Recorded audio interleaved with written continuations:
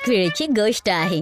गुलाबपूर नावाचं एक छोटंसं गाव एका रहस्यमय आवाजाच्या दहशतमध्ये जगत होतं. एक अशी आवाज जी गावातली लोक खूप वर्षांपासून ऐकत होते, जी येत होती एका मोठ्या बंद गुहेच्या मागून. आ रा रा रा, आ रा रा रा.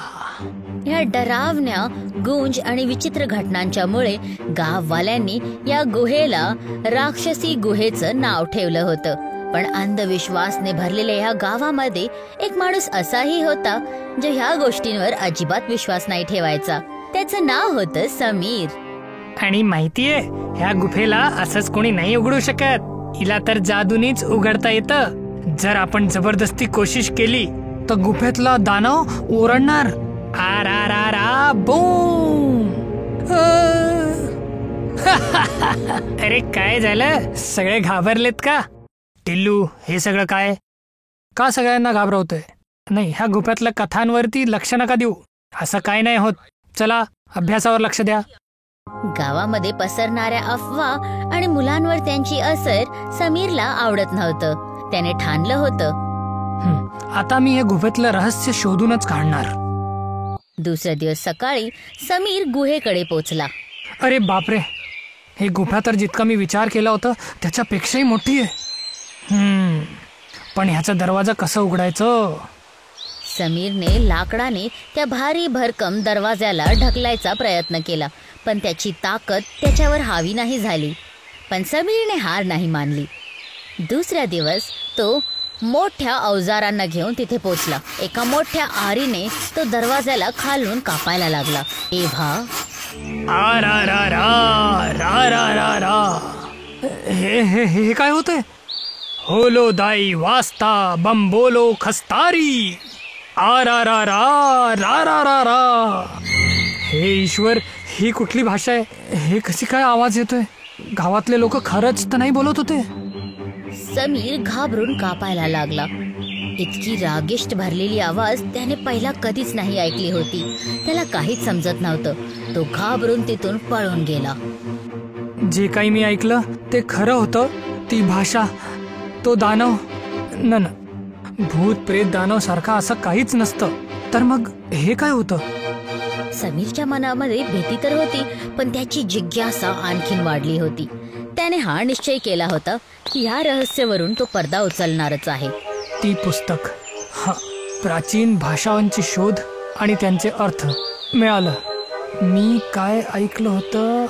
होलो उडाई बंबा, हा, होलो दाई बास्ता बंबेलो खस्तारी चा अर्थ आहे, हे चिवताई दरवाजा बंद कर. काय? तर याचा अर्थ आहे कोणी दानव नाही, कोणीतरी माणूस आहे जो अशी भाषा करतोय आणि कोणीतरी विदेशी चिवताई त्याची मदत करतीये. आता समीर खरं काय आहे ते सगळ्यांच्या समोर घेऊन येण्यासाठी तयार होता. आता बघा माझा कमाल. आज तर सगळं खरं खरं सगळ्यांसमोर येणार. होलो दाई वास्ता बंबेलो निस्तारी, होलो दाई वास्ता बंबेलो निस्तारी. तेव्हा जमीन कापायला लागली. जोरदार हवा वाहायला लागली. हे काय होतंय? आणि तेव्हाच चमकणाऱ्या पक्षींचा एक जोडा गुहेच्या जवळ आला आणि गोल गोल फिरायला लागला. ज्याने एक ऊर्जा स्रोत निघाला आणि गुहेचा दरवाजा उघडला. हे तर खरंच उघडलं. ते चिवताई कुठे गायब झालं? समीरने टॉर्च जळवली आणि आत गेला. खूप वेळ इथे तिथे भटकल्यानंतर त्याला काहीच नाही दिसलं. पण जसंच तो मागे वळला तेव्हा हे काय? त्याच्या समोर उभा होता एक 7 फूट लांब काळ्या केसांवाला एकदम विचित्र आणि डरावना माणूस. जसं तो एका दुसऱ्या दुनियेतून आला होता. तो माणूस समीरची मान पकडतो आणि त्याला उचलतो. तुम्ही कोण आहात? सोडा मला. वल्ला खमैयारी मस्तोगे. ए बाबा, मला इतकंच येतं. चिवताई दरवाजा बंद कर, बस. खमैयारी मस्तोगी. शू शू शू शू शू. शेवटी खूप सगळ्या रिक्वेस्टच्या नंतर समीरचा भोला भाला चेहरा बघून त्या विचित्र माणसाने त्याला सोडलं आणि समीरचा जीव वाचला. चला, देवाची कृपा, तुम्ही माझ्यावर थोडी दया तर केली. अरे हे काय, तुमच्या डोळ्यात अश्रू? त्या विचित्र आदिमानव माणसाच्या डोळ्यामध्ये अश्रू बघून समीर चकित राहिला. त्याला आता हे समजलं होतं की हा साधारण माणूस नव्हता. आता या पूर्ण रहस्याला समजण्यासाठी दुसरा दिवस समीर आपल्या भाषाशास्त्रीय मैत्रिणी मीराला गुहेमध्ये घेऊन येतो आणि जो खुलासा झाला तो हैराण करणारा होता. मीरा, हा आहे तो रहस्यमयी माणूस. महापुरुष, तुम्ही तुमच्या तोंडातली पेटी वाजवणं सुरू करा. मीरा काही क्षणांसाठी हडबडली, पण तिने एक मायक्रोफोन त्याच्या समोर ठेवला जो एका अनुवाद मशीनने जुडलेला होता. आता त्या तिघांच्या मध्ये बोलणं सुरू झालं. समीरचं बोलणं ऐकून आदी मानव आपल्या विचित्र भाषेमध्ये बोलायला लागला. मीरा त्याला ऐकायची आणि अनुवाद मशीन मधून निघलेल्या शब्दांच्या आधारावर उत्तर द्यायला लागली. काही क्षणांमध्ये मीराचे होश उडाले. अविश्वसनीय. काय झालं मीरा, सगळं ठीक आहे ना? समीर, हा माणूस या दुनियेचा आहे, पण ह्या युगचा नाही. हा प्राचीन युग मधून आहे आणि हा गुहेमध्ये आपल्या हरवलेल्या लोकांची वाट बघत आहे. काय, खरोखर? हा आता जे बोलला त्याच्या अनुसार जेव्हा प्राचीन युग आपल्या शेवटच्या चरममध्ये होता तेव्हा आकाशातून खूप अग्निपेंड पृथ्वीवर पडायला लागली.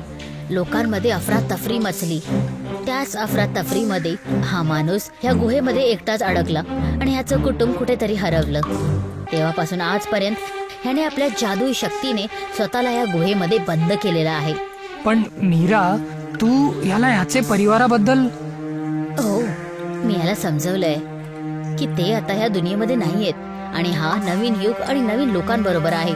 तसं बरं झालं तू ह्याला सगळ्यांपासून लपवून ठेवलेला आहे, कारण आजकालच्या लोकांचा भरोसा नाहीये. कारण मदतीच्या जागी बहुतेक हे त्याला एखाद्या म्युझियम मध्ये बंद केले असते. मीराचं बोलणं ऐकून समीर थोडा घाबरला आणि गपचूप घरी पुन्हा आला. पण दिवस रात्र आता त्याच्या डोक्यामध्ये एकच गोष्ट फिरत होती. एक माणूस असून काय त्याला खुलून जगण्याचा अधिकार नाही? आणि तेव्हा समीरने एक निर्णय घेतला. तर हे तय झालं की मी ह्या आदिमानवला शिकवणार आणि ह्याला साधारण माणसासारखं जीवायला सांगणार. खरंच समीरने एक खूपच नेक आणि साहसी निर्णय घेतला होता. आता त्या दोघांच्या मध्ये मैत्री तर झालीच होती, तर मग काय होतं? समीरने मीराकडून अनुवाद मशीन मागवली आणि दररोज रात्री तुझ्या आदी मानवाला शिकवायला लागला. तर माझे मित्र, मी तुला एक नवीन नाव दिलंय, आदिपुरुष, जे तुला खूप जचतंय. तर सांग, तुझं नाव काय आहे? हममोरे नाय वाका. अरे नाही भाऊ, नाय वाका नाही, आदिपुरुष बोल, आदिपुरुष. हममोरे नया वाका. आता अभ्यास सुरू झाला होता. हे सोपं नव्हतं, म्हणून मीराने पण समीरची मदत केली. 5 वर्षांनंतर तो आदी मानव, आता ज्याला सगळेजण आदिपुरुषाच्या नावाने ओळखायची, नवीन भाषा बोलायला आणि समजायला लागला. तर शेवटी आपली मेहनत रंगवली. ह्या जादुई गुफेची जादुई पाठशाला आता संपली. आता माझा विद्यार्थी बाहेरची दुनियासाठी तयार आहे. तर म्हणा, तयार आहात की नाही? हाँ, मैं तैयार हूँ. मेरा नाम है आदिपुरुष. वाह, समीरने खरंच असंभवला संभव करून दाखवलं. वर्षांनी एका गुहेमध्ये लपलेल्या आदी मानवाला जगायला शिकवलं. हेच असतं खऱ्या नियत आणि शिक्षाची ताकद. आता समीर आणि आदिपुरुष गावामध्ये एकत्र राहायला लागले. समीर शाळेला जायचा आणि आदिपुरुष शेतांमध्ये फळं, अनाज आणि भाज्यांची शेती करायचा. ह्याने ही सीख मिळते की प्रत्येक माणसाला जगण्याचा अधिकार आहे आणि खरोखरच्या प्रयत्नाने आपण कोणताही अंधकार मिटवू शकतो.